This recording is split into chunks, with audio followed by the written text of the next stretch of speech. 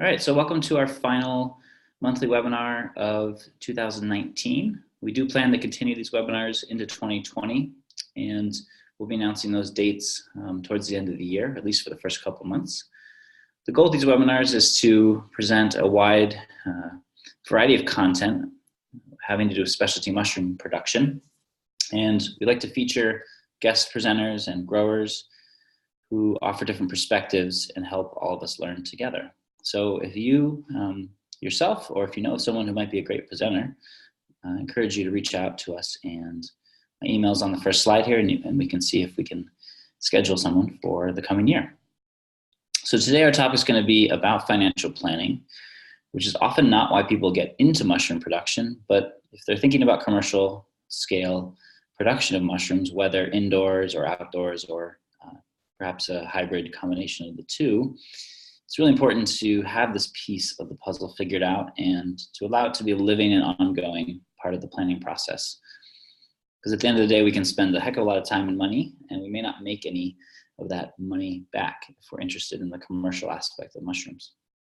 So what I'm going to do in the first segment of this is talk through some of the research and the data that we've collected through our mushroom research project, and also some of the production research that we're working on to hone in on more specific data for indoor production systems. So I'm going to give you kind of a breakdown of the different pieces of the enterprise, because in our second segment, Faith's going to walk us through a bit of discussion around enterprise budgets and whole farm budgets, and some of these building blocks are going to be how we construct our mushroom enterprise budgets and the farm budget as a whole.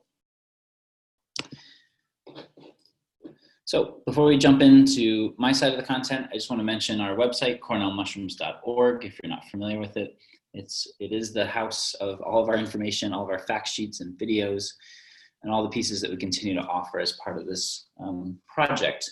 Cornell Small Farms Program helps farmers of all scales and sizes, and with a whole wide range of goals, do better at farming and succeed at the business of farming. So the Specialty Mushroom Project is sort of nested within the Cornell Small Farms Program, which is a statewide extension program that works primarily in New York State, but does reach out into the Northeast US and beyond quite a bit as well. So if you go to our website and you click on projects, and you'll find the Specialty Mushroom homepage here. You can also just jump right to that page by going to cornellmushrooms.org. And you'll see here there's kind of 5 different options that walk you through different aspects of mushroom production. What we're kind of focused on today is the economics and markets piece of this whole puzzle. If you go to that website, you'll find an addition to this webinar and to the website that was recent, where we've added updated budgeting tool. If you've come to past classes or been in past workshops, you may have seen versions of this. We've updated this and offered it as a Google spreadsheet, which you can make a copy of and utilize for your own enterprise, whether you use that on Google Docs or download it to your hard drive. So you can find the link to that on the cornellmushroom.org website. Click on the economics and markets and then scroll down. The summary, which is what we're going to talk about in this next presentation, we have a summary document that's a one-pager that breaks down the costs and estimates for both outdoor log-grown shiitake as well as indoor oyster systems. So you can find that fact sheet right next door to the budgeting tool. And then as you can see, we'll have the webinar video posted right next to this. So if you go back to that homepage, you'll be able to find all 3 of those things quite easily. I also just want to mention at this point in the year, it's good to throw out that we are getting into online course season. Our program offers over 20 online courses on a variety of topics. We have 2 mushroom cultivation classes, one on outdoor or woodland mushroom cultivation. That one's going to start in mid-January and run for 6 weeks with webinars on Tuesday evenings at 6:30 p.m. Eastern Time. And then we follow that with our indoor mushroom cultivation course, which will pick up in late February and go through at the end of March. Each of these courses includes weekly webinars, content online, all in a user-friendly format, and allows you to kind of walk through the process and get a lot of good details. Many of our growers who are successfully growing mushrooms have taken these courses as a way to get themselves started. If you can't make the webinars live, they are recorded and posted so you can view them at a later date. And a new feature this year with online courses, if you sign up and become an enrolled participant, you have lifetime access to all the content online. So you can actually go back and view things indefinitely, and you can tune into future webinars and things like that. So do check that out if that's of interest to you, and it'll help you grow. So just to define specialty mushrooms very quickly, when we talk about this is a USDA definition specifically to sort of pull out the major mushroom production industry in the US, which is the button mushroom or agaricus species. We think of the common button mushroom, the cremini, and the portobello, all being these common mushrooms that are produced at a pretty large scale at this point. Specialty mushrooms would be anything outside of that species. So most prominently, oyster and shiitake are part of that. But there's about 25 to 30 other species that are grown commercially on small farms in the US and globally. We're focusing on log-grown shiitake as well as the oyster production, primarily because they're some of the best to get started with, some of the ones that we have the most reliable data on, and really some of the systems that work in a wide range of scenarios and contexts. So this isn't to say that these are the only mushrooms you can grow commercially, but certainly they're the best ones to start with in most cases. So the log shiitake is really, it's a special mushroom when folks are interested in woodland or outdoor mushroom cultivation and want to turn a profit. What's unique to shiitake, unlike other outdoor mushrooms, is you can actually produce these on a consistent cycle, generally in New York State from around June 1st through the mid of October. And so you can soak the logs once they're inoculated and they've fully, the mycelium has fully grown through the wood. You can soak them on a rotation cycle and get a consistent yield every week of the growing season. What's really unique to this is that other mushroom species we can grow outside tend to fruit kind of on their own schedule. So they can be a nice supplement, but they're not going to likely form the sort of backbone of a profitable enterprise. So we're going to first walk through the process and sort of the building blocks of a shiitake enterprise. We're going to look specifically, briefly, at kind of the steps of the process, and we're going to talk about some of the time, the labor, or the material costs associated with these different steps in the process. And what's important to note with the log-grown shiitake is I'm basing these kind of data points on actual research. So back in 2010, we did a 3-year research project. We worked with 25 growers around the Northeast, and we actually had them collect material and labor data, which we then were able to generate budgets with. This should be noted in contrast when we talk about oyster production. We're projecting some of those figures, and over the next couple of years, looking to complete the data set so that we can more accurately project what the costs might be for those types of enterprises. And but I think it's we have enough to get started with for sure when we talk about budgeting. So with the shiitake, we have sort of as our unit of production, we're going to talk about one log. When I say a log, or what's most often called a bolt, is a log that is about 4 to 8 inches in diameter and about 3 feet or 36 inches long. So keep in mind the data is based on that. So if you were to grow a system with, slightly bigger, smaller, shorter, longer logs, you might have to adjust to account for that.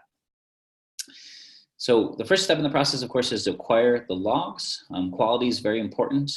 So whether you purchase these or harvest them yourself, what we find through our research is that it takes about 0.1 hours of labor per log, or about $2 to $3 to purchase an individual bolt. All right, and you can see in the picture here, these are longer bolts. These are 6-foot logs that were delivered to our farm from a local logger. So we paid, I think we paid about $5 per foot per log in this case, but if we break that in half, it was about $2.50 per bolt. All right, and if you, depending on how you value your time, all the budgets that we've generated on that tool are using the rate of $15 an hour. But depending on your time, you may adjust up or down, and you might decide that you can acquire logs at a much faster pace than this.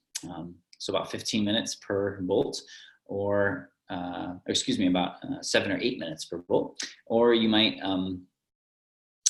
think it's a lot faster to actually just purchase them for that price. And that kind of depends on your access to wood, the material, and sort of logging equipment and skill that you might have. If you think about someone who's a novice tree feller, they could get one tree hung up in the woods and spend the rest of the day trying to get it down, this number could really skyrocket. Versus someone who might be more efficient, might have some of the latest equipment and have some of the skills, could do this even faster. So keep in mind, and that's a really important decision-making point for shiitake growers if they're gonna source their own logs or if they're gonna buy them from a supplier. So next we inoculate the logs. There's 3 steps in this process. If you're not fully familiar with all these things, you can view our resources on cornellmushrooms.org to really dive into the different details of this technical process, since we're not focused on that today.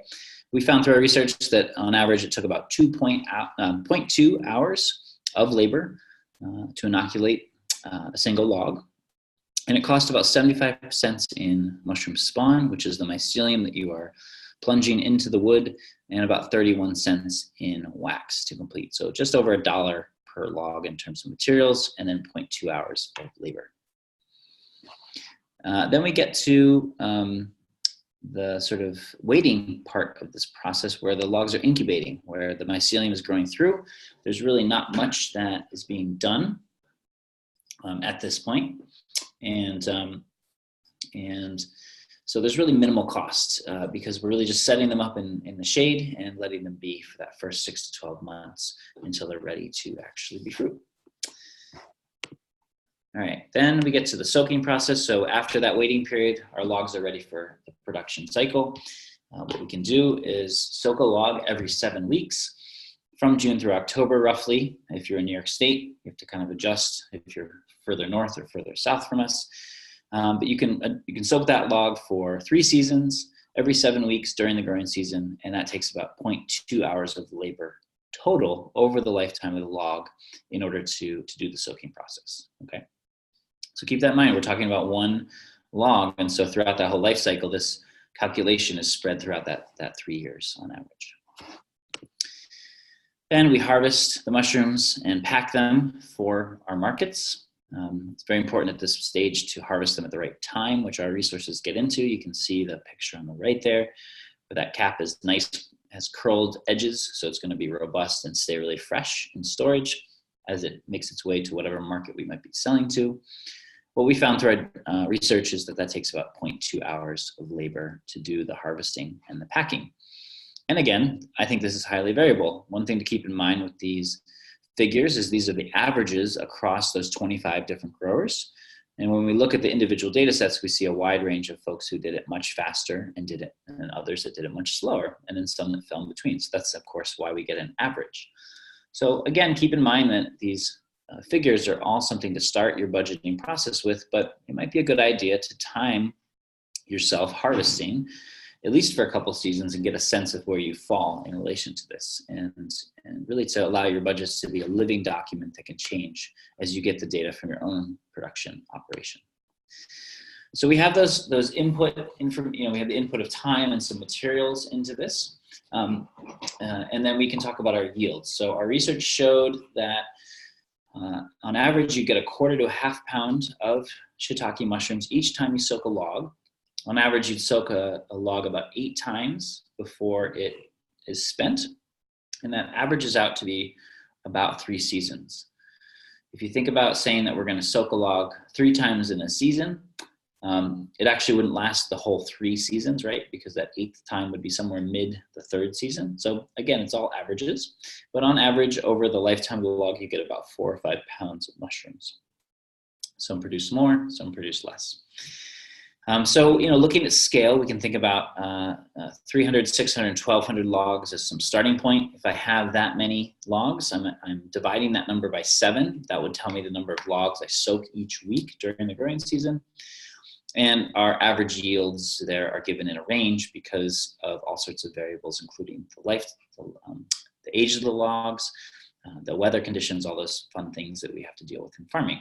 So this gives you some basic summary information at different scales. And generally speaking, we think of mushroom production as an 18, maybe a 20-week season, at least in New York State. If you head further south, you might be able to extend that further.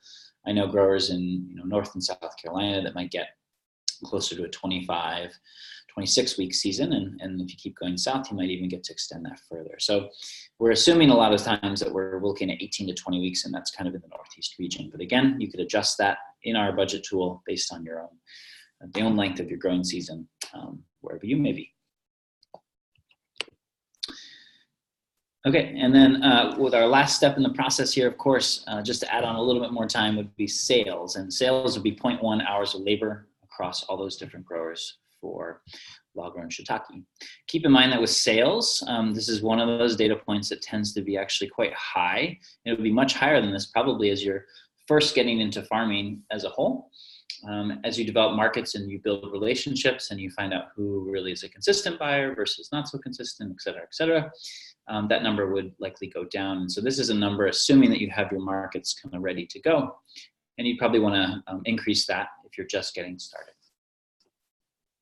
With log-grown shiitake, one of the big benefits is it's pretty low in terms of infrastructure costs. When we think about the overhead for this enterprise, you do have to, invest in some tools to do the inoculation.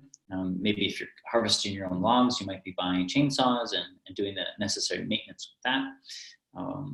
You can eliminate that, of course, if you buy in the logs.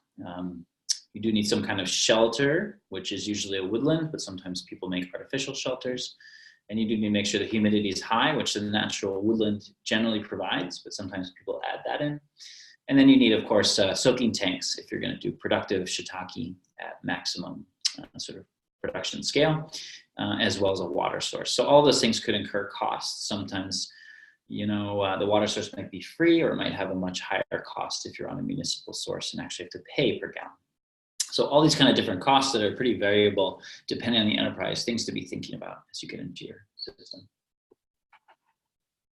So again, if there's any questions, feel free to put them in the chat and we'll visit them at the end of our session as we're transitioning speakers.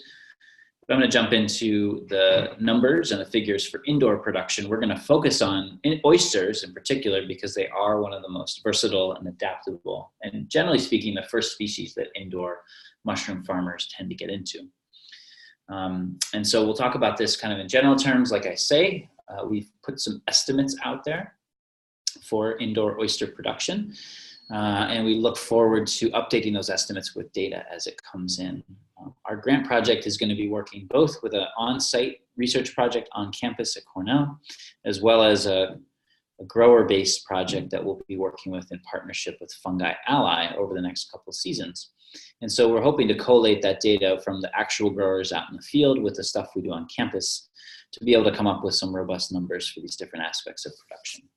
Because it's really nice to be able to tell you that, in summary, a shiitake log in terms of labor and materials costs you about $5 to produce, and it should give you about $30 to $40 worth of mushrooms on the other end, right? That's a nice summary. And I don't have the same kind of concise elevator statement as I do for the oyster production, but we're working on it, and I think there's enough data that we can project based on our conversations with growers and our own experience that we can at least get started with budgeting. So our unit for indoor production for oysters is going to be a 5-pound block. And that, generally speaking, is, if you're familiar with the kind of ready-to-fruit blocks or the sawdust blocks pictured on the right there, with an employee from Fungi Ally, you can see here we have about 5-pound blocks producing 5 pounds of substrate producing those nice oysters. On the left there is a bag of straw that is also a 5-pound bag. So the challenge with indoor is we're not just necessarily talking about a log. We start to get into all sorts of variables with what we're growing on and what we're growing in and how we're growing it. And so when we come up with these average figures, we have to take it with a either even heavier sort of grain of salt to consider the sort of variability that's inevitably going to show up across different production systems. So first thing, same with obtaining logs. And in this case, we're going to obtain our substrates. There's a high variability in the cost from almost nothing to it could be very expensive. It really depends a lot on where you live and what kind of materials you choose. Generally speaking, for a productive indoor system, we're talking about some kind of carbon-rich material, most commonly shredded straw or sawdust as our base material. And then we're going to often add something that's higher in nitrogen as a supplement because that really tends to boost our yields. Some people grow just on plain straw without a supplement, which does work. but oftentimes they'll add a nitrogen supplement in order to increase their yields. So again, you can imagine the variability when we think about costs. What we've projected is that the cost of the substrate itself would be about 75 cents per 5-pound bag, and the cost of the spawn would be about $1.50 per 5-pound bag. First thing you have to do here is, of course, treat and pasteurize or sterilize your substrate. So unlike the logs, which are sort of come ready to go, we do have to engage with that process to clean the material to make sure there's no contaminants in it before we inoculate it. So those two parts of the process, the treating of it and then the inoculation, which is really just mixing the substrate with your spawn, we've projected to be about 0.25 hours of labor, or about 15 minutes per 5-pound block. Now, of course, at different scales, depending on how mechanized your equipment may or may not be, you may be able to drastically decrease this, or it actually could take you quite a bit longer. So you can see here a relatively low-tech setup. These monks at Mepkin Abbey in South Carolina grow mushrooms. They have a pretty hands-on process, we'll say. I've seen other mushroom farms. This is a very sort of mechanized and machine-based process. So higher capital cost for that machine, but you might save on labor and time. So, again, some variability there. Similar to the logs, we have an incubation phase in the process here. Generally speaking, that's 3 to 4 weeks for oyster. For lion's mane and chestnut and some of the other mushrooms, it's a similar cycle.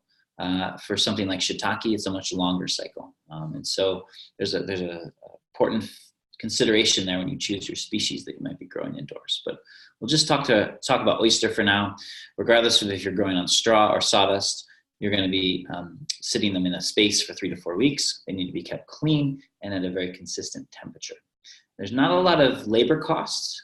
We don't have a number included for this because once you set up the bags, which is kind of calculated in that inoculation cost, you're really not doing much other than making sure the space is good. But unlike the log-grown shiitake, which is just mostly sitting out in the woods, there is sort of an infrastructure cost here, right? We have our shelving, we have the room, and then we have the energy needed to heat or cool that room to keep it at a consistent temperature. Because if you don't keep that temperature consistent, then generally you get issues with production and contamination.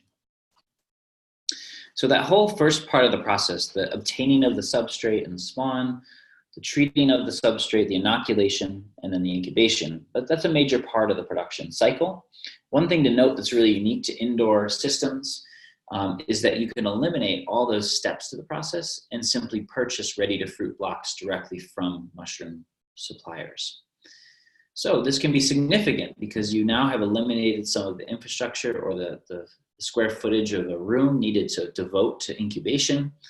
You've eliminated some of the need to purchase and obtain the substrate and the spawn and do the treatment and all those kind of pieces. So it can be a substantial savings on one end. On the flip side, you're sort of beholden to the limited options out there in the market in terms of what ready-to-fruit blocks you can source. It may be really expensive. It may cost you more than $8 per block to actually get them shipped, depending on where you are. And you may not be able to get the type of species you want, et cetera, et cetera, et cetera. So there's lots of ifs, ands, and buts in there, but just to note, there are options out there for ready-to-fruit blocks. And some growers will make use of this option, especially early on in their enterprise when they can buy these blocks in, start to get some production, and then maybe transition to taking more of these steps sort of in-house.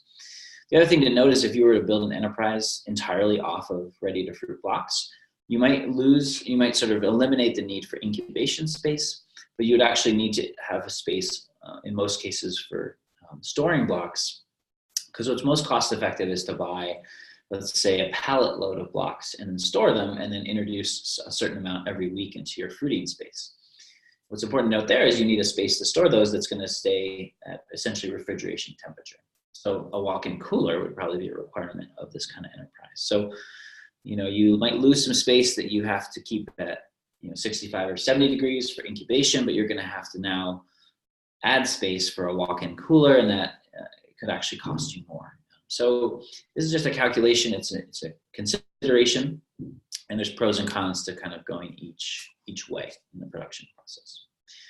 Regardless of what you choose in that first half, all of us, assuming we're in the business of selling mushrooms, are going to be engaged in fruiting these mushrooms. which means harvesting and packing them. And we've estimated another 0.25 hours of labor per block for all that part of the process. Here's a farmer in the Hudson Valley. She's growing in little, basically in humidity tents that are set inside a high tunnel. And she's growing primarily pink oysters on a treated straw material.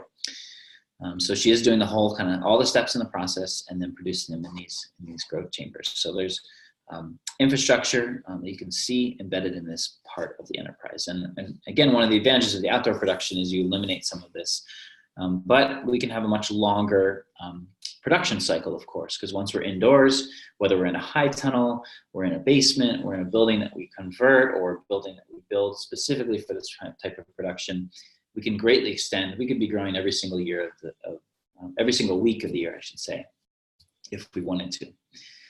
So it could be as little as 18 weeks, like following the growing season, or it could be as long as, every single week of the year. And that's a big variable to consider as you develop a budget for this enterprise. So our estimates of yields for a sawdust, 5-pound block of sawdust would be about a pound. For straw, it might be as low as half a pound. Again, if you supplement your straw with a high nitrogen supplement, you might see that yield be quite close to the sawdust. It's really hard to say at this point. It's one of the questions our research is seeking to answer. Generally speaking, most growers will flush their bricks once, sometimes twice, sometimes 3 times. And so it really depends on the amount of space you have and how much you want to cycle blocks in and out. But you could get as many as 2 pounds over that 8-week period for sawdust, and maybe as much as a pound per straw. So it really depends on a lot of different questions. Some growers will keep a block in the fruiting room for the whole time and get all 3 of those flushes. And some will just toss them after the first flush because you tend to have diminishing yields. And sometimes it's more cost effective to bring in a fresh block more frequently. So just to give you a sense of sort of weekly production, we have 20 block, 50 block, and 500 block projections here. Some ranges there of your pounds per week and what you might expect on average from a system like this. And of course, as I mentioned, you have to kind of project what you might choose as a production season. And that's really going to depend on a lot of things, including your markets and your goals as a farm and these sort of things. So for us on our farm back home, we do a hybrid system with the log-grown shiitake as well as some indoor production of oysters. The shiitake is an 18-week cycle. The oysters are generally about a 35 or 40-week cycle. And so we can greatly extend our markets. We can tell the chefs, hey, we're not going to have shiitake after October 15th, but we can keep you going with oysters into the winter, that sort of thing. Similar to the log-grown shiitake, we would want to add on some time for sales as well. Again, this figure or the time could be wrapped into other farm enterprises. If you're doing multiple different types of mushroom production systems, or if you're selling other products, some of that marketing might be embedded as a kind of figure across the farm. And that really has to depend again on your markets and how much you've built those up or have to start building them as we go. With indoor production, infrastructure, as I think I've alluded to quite reasonably throughout the presentation here, lots of variability here. Plastic shelves versus stainless shelves versus repurposed shelves. Am I building a whole new facility, or am I repurposing a room, or am I using a high tunnel? Am I producing my own spawn and fruiting blocks, or am I buying those in, right? Do I need a walk-in cooler or do I not? So many variables here. We just can't sort of summarize them in as simple a way as we do with the log-grown shiitake. But some things to consider. What is my inoculation infrastructure if I'm going to take that part as part of my business? What's my incubation chamber going to look like, and how am I going to keep it warm or cool, and what's the energy cost going to be for that? Same with the fruiting chamber. We're going to have to add humidity and light, and we need a fresh air exchange technology in there. Again, this can be pretty low tech stuff, but it certainly is a cost that we don't see with the outdoor production, where the woods is sort of acting as the climate or environment moderator in the system. If we do ready fruit blocks, then we might need to also engage with some kind of walk-in cooler in order to store those blocks. While we might eliminate some other costs, we might incur some new things. And depending on our energy bill, depending on the insulation value and the building value, we might have all these kind of factors. Another piece to consider within the outdoor system is what we might call like the crop failure, crop loss. So especially early on in systems, if you're taking on all the steps of production, you might find yourself in these different periods of time with contamination. I don't know of any grower who doesn't have sort of an outbreak of mold and loses some of their production to that. And that's an important note in comparison with the log-grown shiitake, which generally speaking, doesn't have the similar contamination issues, right? So there's a factor there to consider as well. So just to end, I'll just show you a couple of pictures of indoor systems just to get a sense of the wide range of things we might be talking about in terms of infrastructure. Here's a high tunnel that we were growing in our farm for several seasons, where we just divided up 2 chambers with 2x4s and plastic. We had our incubation and our fruiting chamber. We were doing this with straw. We eventually sort of abandoned the incubation piece to this because what we found is it's really hard to modulate the temperature for production in the greenhouse, and so we were getting some pretty serious contamination. We started doing mostly the fruiting part of the process on ready-to-fruit blocks for the past year, while we're building a properly insulated building to actually engage with indoor production. So high tunnel can be good. I would recommend folks think about a high tunnel most often if you're going to mostly focus on the fruiting stage in the process. If you're going to do incubation in a high tunnel, you really need to think about how you're going to modulate that temperature and keep it at that 65 to 70 degree range very consistently. That's the most important factor, I think, in this production system.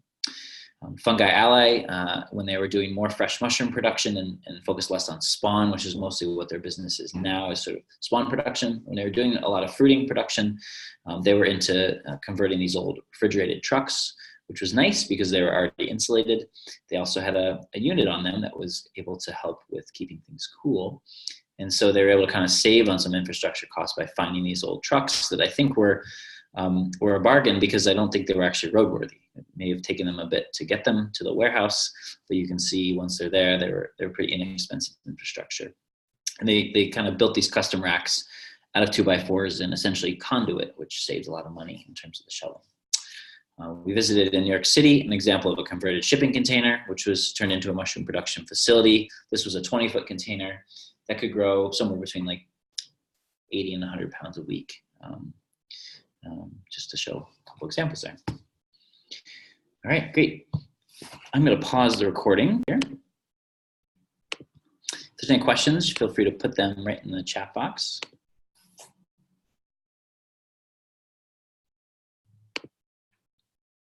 And otherwise, we're going to take a few minutes break here.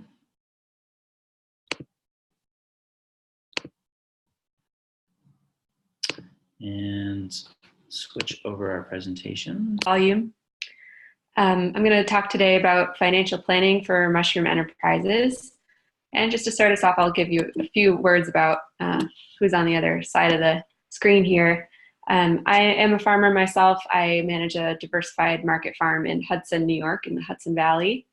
And I also help people start cooperative businesses and farm businesses. I do farm business planning and education around financial planning. I'm also a self-taught entrepreneur myself, and so I am excited to talk to people about financial planning for their farms, because it's something that has been really extremely helpful for our farm, and also something that I had to kind of learn on the go. And so I sort of bring that beginner's mind to speak from a beginner's perspective as well. I want to start by just talking a little bit about the context for financial planning. I know we're talking specifically about mushrooms today, but I think it's important to contextualize what these budgets are about and that they don't exist in a vacuum. When I think about managing a farm, I think about these concentric layers of duties and information that you're managing. And at the heart of that, of course, there's the everyday actions of growing food. There's caring for livestock and raising vegetables, raising mushrooms, and all that goes into that and all of its complexity. But above that, you have all these circles of planning and of management components above that. And of all of that, I think of financial planning kind of right up there towards the top. It's something that directs all these components below it, everything from your infrastructure to your marketing and sales decisions, to the team that you might be working with, to then the plans that inform that day-to-day actions. And really the only thing that sits above the financial planning or business planning for your farm would be your overall vision and goals. So just a few points on that. So we're all on the same page. Managing a farm means managing many layers of duties, skills, and information. And it requires both technical and business skills to run a successful operation. Profitability is not accidental in farming. You must make focused, informed decisions within a narrow window for success. So that's what we're here to do today, is to try to hone those decision-making skills and tools. And good financial planning and analysis isn't a silver bullet. It doesn't solve the issue of the complex economic issues in agriculture, but it can open lots of possibilities to make improvements and attain the goals that are most important to you. So our focus today, and generally in financial planning for farms, is to focus on attaining specific income and quality of life goals. That said, before we get into the nitty-gritty, I just want to invite you all to think about what your holistic goals might be, as in the kind of whole of what you care about that informs your informs what you want in your farm and in your life. To think about your values with ecology, with your community, the land, and the people who work the land, as well as your financial goals. And that can include things like the work style and roles that you want to see in your farm. If you want your whole income to come from farming versus wanting farming to be a additional or part-time activity, that will really inform how you structure your financial and business plans.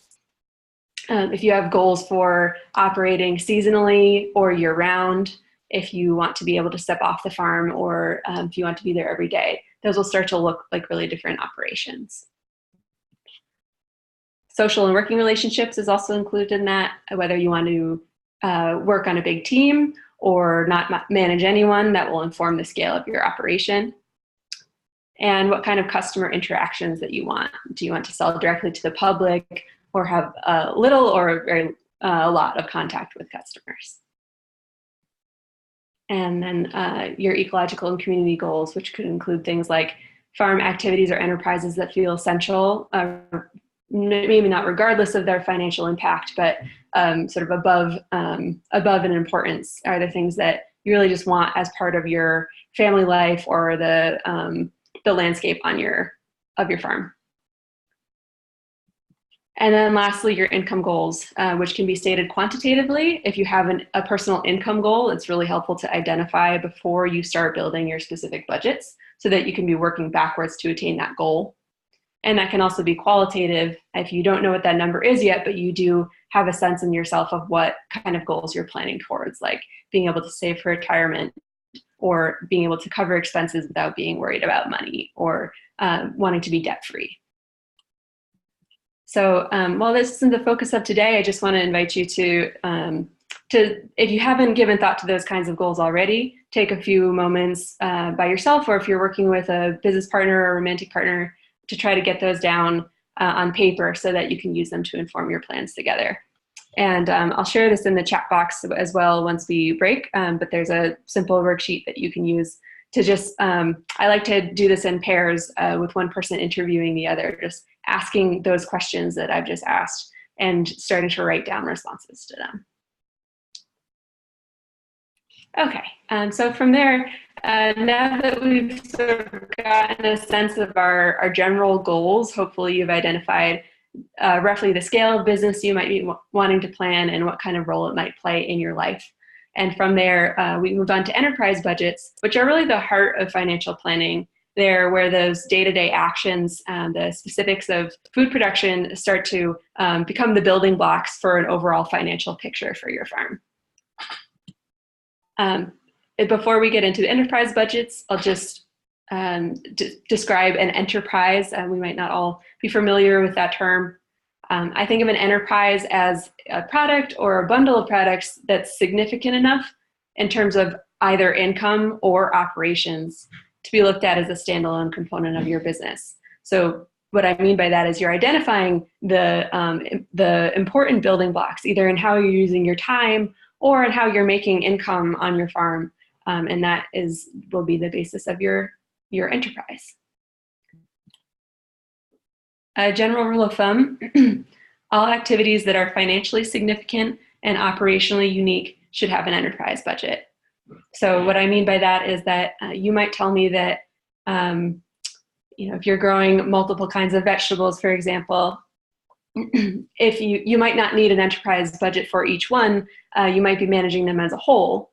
However, if you have something like 4 acres of kale and then 1 acre of mixed vegetables, your 4 acres of kale is significant enough in terms of both its operations, its time, and its management burden, as well as its financial significance, that it really deserves to be looked at as a standalone activity and to be reviewed for how it's performing financially. So here we have an image of an enterprise budget, and we'll start to work with this specific budget in detail later. But for now, I just want to run through the anatomy of an enterprise budget, so the components that make it up. And you can see here up top, we've got the section called production. That's the sort of logic of how you go from a production unit, such as a log. In this case, we're talking about log-grown shiitakes. A log to a yield. So you're making a series of calculations based on ideally either research or your own experience as a grower, your own records, to try to determine, based on your original unit, how much might you expect per unit. So for each log, how many pounds of mushroom should I expect? And then walking through the logic of how that unit will yield. So for each enterprise budget, this is true of all agricultural enterprises. Each enterprise will have a little bit of a different set of equations based on how they operate. And so in this case, as Steve mentioned, you're soaking logs on a 7-week rotation, and they have a particular length of season. So this is a set of mathematical relationships that just takes your number of logs, your average mushrooms, and then calculates them on the cycle they'll produce to get your total yield for the season. And that's in pounds. And then from there, underneath your production section, you'll have a sales section. And this is just a quick summary here, but generally speaking, you'll often have different outlets through which you sell your product, and you'll have different prices for those outlets, as Steve mentioned, different prices for wholesale versus retail, for example. In this case, this farm sells inoculated mushroom logs themselves. They also sell retail, wholesale, and they have a dried product line as well. And then below the sales section, you'll have your direct expenses. The word direct in there indicates that they're expenses specific to this enterprise. So this is a snapshot of a particular activity and the income and expenses specifically related to that activity. As in, if you didn't raise log-grown shiitakes, these costs would not be part of your business. So you'll see here things like mushroom spawn, wax, angle grinder and bits, inoculation tools. You will sometimes in an enterprise budget also see a portion of shared expenses, such as, for example, this fuel line. You might have an overall fuel cost for your business. If you're doing multiple activities, you might have fuel for running a delivery van, or you might have fuel for a tractor that's serving a number of different enterprises and activities. You do not have to include portions of shared expenses on an enterprise budget, and they tend to be, they're a little more complex to kind of break out, because if you're paying one fuel bill, for example, or one electric bill, it can be a little more challenging to try to allocate how that cost is incurred over different enterprises. However, if you're able to do that math to figure out, say how much electricity draw your inoculation chamber or your walk-in fridge is taking, and therefore how much of that cost should be allocated to your mushroom budget, that will lend itself to a more accurate budget overall. So I usually recommend that people start with just simply your direct expenses, the expenses that you can clearly identify as related to this activity. And then as you go and as you get proficient and you have more of your own records, to build in as much detail and as much specific in terms of those shared costs as you can, because it will help you assess more clearly how each activity is supporting or not supporting your overall business. And then, so in direct expenses, you have your materials, and then you have labor. The labor can be challenging to budget for, particularly if your labor is yourself. You might not be paying yourself or tracking your hours in the way you might track a paid employee in your first few years. However, this is usually a pretty critical piece of an agricultural enterprise budget because labor tends to be one of the highest costs. So what's wonderful is that the Small Farms Program has done all this research that you have these working numbers to begin with, so you can include that pretty easily. And then you have a total of your direct expenses, and then below that you have this number called a gross margin. And a gross margin is simply your total sales minus your direct expenses. So it's the net of those two. And what's important to note is that your gross margin isn't really profit. It's not necessarily what you get to put in your pocket at the end of the day. It's really the amount that enterprise gives back to your overall business, because you'll likely have additional costs known as overhead or fixed costs for running your business, such as sales costs, rent, insurance, etc., that are not included on this enterprise budget. So this budget is specifically about this activity of shiitake mushrooms. However, this number, this gross margin at the bottom, which will appear again when this piece disappears here, is what goes back to your business rather than what you put in your pocket at the end of the day. And then the last number there is gross margin percent, which is just that same number, that gross margin expressed as a percentage. So it answers the question of the total sales that you make, what percent goes back to the business? Okay, and we spoke about this already, but once again, your gross margin is what's left over from a particular enterprise, and it's your income minus your direct expenses, and it answers the question of the total revenue generated, what portion goes back to the business? And then gross margin percent is that same number expressed as a percent. Okay, so let's do a little modeling ourselves here. And this spreadsheet is going to be shared with you in the comments as well. And so if you want to follow along, maybe Steve, if you want to share that link now, you can sort of play around with this sheet as we speak. And the first thing that you'll do is go to the file button here and hit make a copy. And from there, you'll have your very own copy to play around with and make yours. So just a little background on this sheet. So this includes sample enterprise budgets for both oyster and log-grown shiitake budgets. And you can adjust it based on your own decisions about how you think your farm will perform. And you will change the numbers in green, and the other numbers will calculate for you. I'm going to go through these in a little bit of detail, and then I'll take a moment for questions specifically on this. Okay, so let me make this a little larger here. So Steve walked through a number of the components that influence your profitability and mushroom production, and we have notes on all of those things on this sheet as well. So once again, up in your production section, you have your unit of production, which in the case of an oyster mushroom is a pound of dry substrate. And in the case of a shiitake mushroom is a log of a fairly standard size.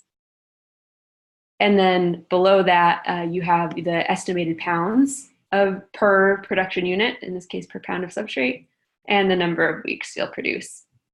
And so as you're building your budget, you get to decide, 1, how many units you'll produce, 2, what you think your yield might be based on the average ranges available. So knowing that grower averages between 1/4 pound of mushrooms to 3/4 of a pound of mushrooms per week, then you get to decide for yourself whether you think you'll be on the high end or the low end of that production. And then the same is true for the number of weeks you produce. As Steve mentioned earlier, if you're in zones further south, your growing season might be a little longer than 18 weeks as it is in upstate New York. You also get to make a series of sales decisions. So the way this sheet is structured is that you get to decide first and foremost, what are your sales outlets? Generally speaking, folks are selling retail or they're selling wholesale. And then also, what percentage do you think that you'll be selling through those outlets? So if you're imagining yourself as a fairly small retail-focused business, then you might enter 75% here. And that will take your yield, your expectation of yield for that season, and multiply that by 0.75 and give you the number of pounds that you'll be selling through that venue. So it's a way of playing around with making different decisions. For example, if I want to make a different decision, like I actually don't really like farmers markets myself, what does this business look like if I sell just wholesale, only to chefs, and I'm going to do mostly fresh and then some dried. And if you're watching the numbers on the bottom, that can dramatically change how your business performs. So you get to decide. And the key point here is that an enterprise budget is not something that you download off the internet and then will tell you the profitability of a given activity. It's really a modeling tool that's unique to each situation, and it allows you to ask the question, what if I sold all wholesale or mostly wholesale and just a little bit of retail, or vice versa? What if I could improve my proficiency as a grower or improve the performance of my mushroom spawn so that I was getting a much higher average per week? How does that change the financial position of my business? Likewise, so you have the sales section in the middle, and then you have expenses down below, and you have a few decisions to make there as well.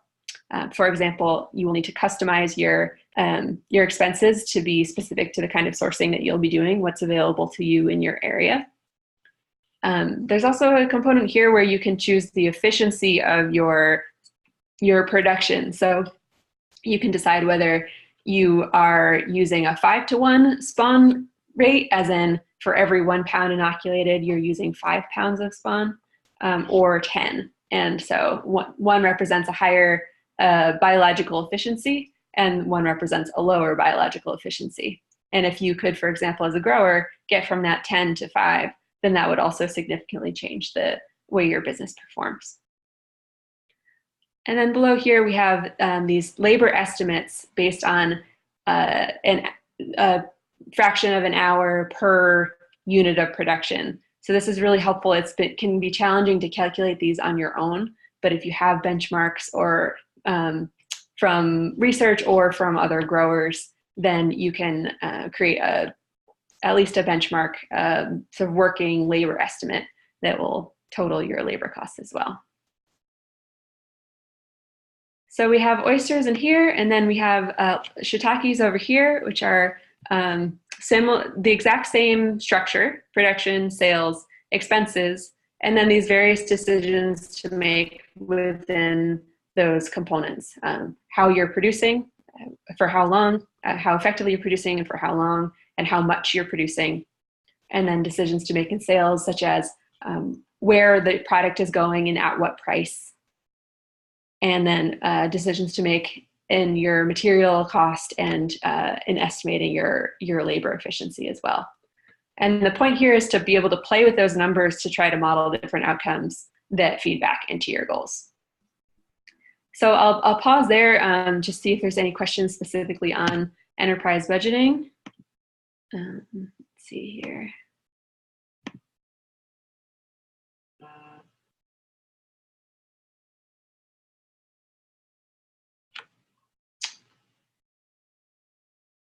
So we have a note about biological efficiency. And Steve was just noting that there is a wide range in biological efficiency, which can pose a challenge for a beginning grower in trying to estimate how well they'll do. But generally speaking, you can place yourself in that range, and then the intent here is to then be able to check a high and a low, how things look at a high and a low average, and then backfill those with your own recorded product yields after your first or second year of production. Okay, any other questions specifically on enterprise budgeting or on these sheets?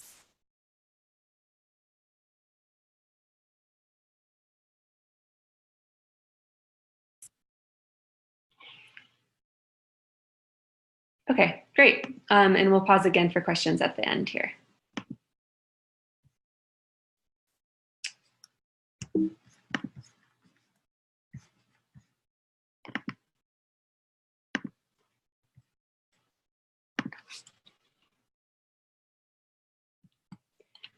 So to recap, enterprise budgets look at income and expenses from a particular activity, and they can be used in a number of ways. First and foremost, they forecast how an enterprise will perform financially, and that's what we just did there by playing around with different sales, production, and expense decisions. They are used as models so that you can test a decision on paper before you put it into practice. You know, what if we changed our outlets or changed our methods or changed our prices? And they can be updated to record actual production, sales, and expense numbers once you have them. So we usually do our planning in this same spreadsheet, and then once the year is done, we use our production and sales and expense records to fill in those columns with what actually happened, and then we can then assess how the enterprise performed. So we've been speaking about enterprise budgets, which are specific to one activity. Generally speaking, many of us are multi-enterprise farms. A few of us are doing just one thing. And so we'll look now at a whole farm budget that stitches together multiple enterprises and includes those business costs I mentioned earlier. So we'll talk about overhead expenses. Overhead expenses are ongoing business expenses that must be paid regardless of whether the farm is producing at a high or low volume. So that includes things like rent, insurance, and utilities. They're the costs that are general to your business rather than to a specific activity.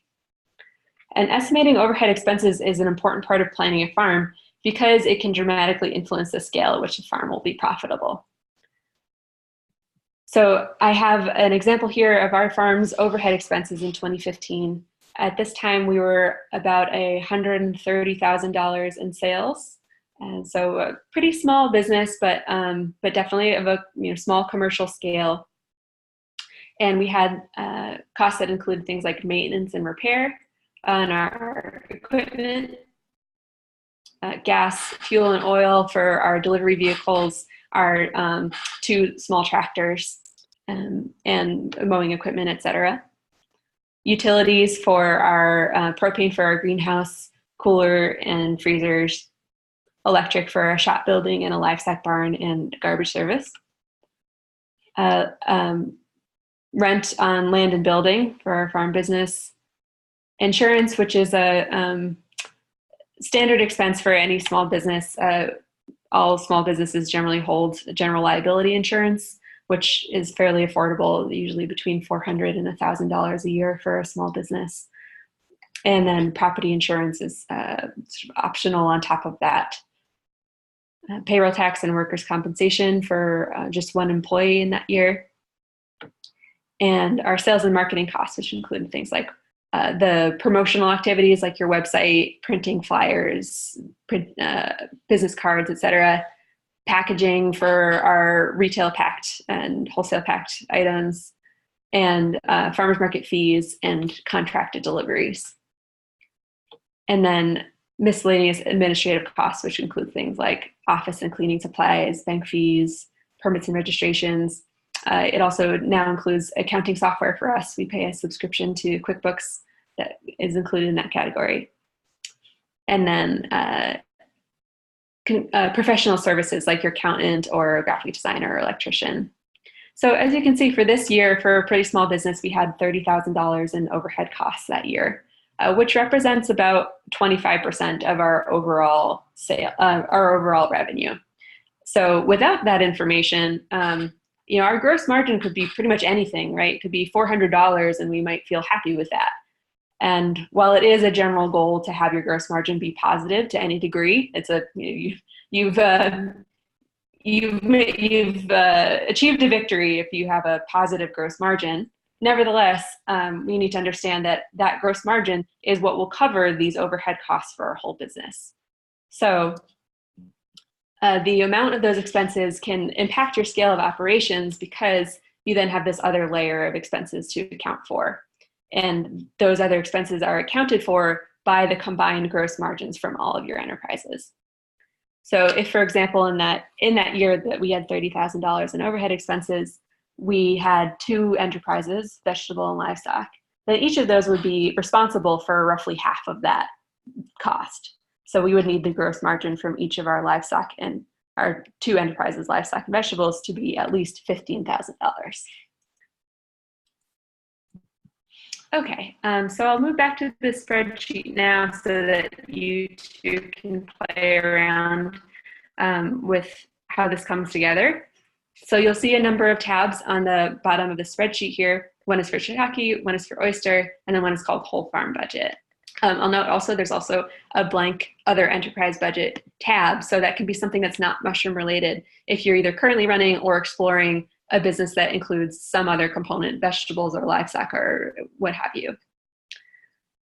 So you're welcome to use that in the same standard process of total production units, your expected yield per unit, and then your venues of sale and your expenses.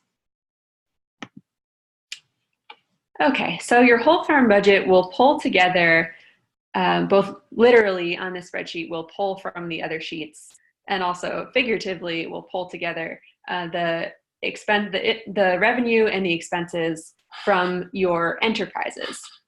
So as you calculate them on those other sheets, they'll be represented on this sheet here. And then, so basically it gives you a quick snapshot of your whole operation and your combined revenue from each of your activities and your combined expenses, your combined expenses as well. And then this is what would also be known as your cost of goods sold, so the total cost of production, and then your gross margin from those combined activities. And below that here, we have a box for your overhead costs. And just like on the other sheets, you have some notes on the potential range of those expenses and how you might calculate them. Generally speaking, I think people have the hardest time forecasting overhead costs for a brand new business because it can feel very abstract. And as Steve was mentioning with the infrastructure costs, there's just a whole lot of variability and quite a range on these things. So it can be challenging, but it's important to at least go through the some estimate based on these ranges that we've offered, or based on whatever you do know about the situation you're budgeting for, so that you can start to get an informed sense of what the overhead costs of your business might be, and then scale your enterprises appropriately to cover those costs. You have, once again, the categories for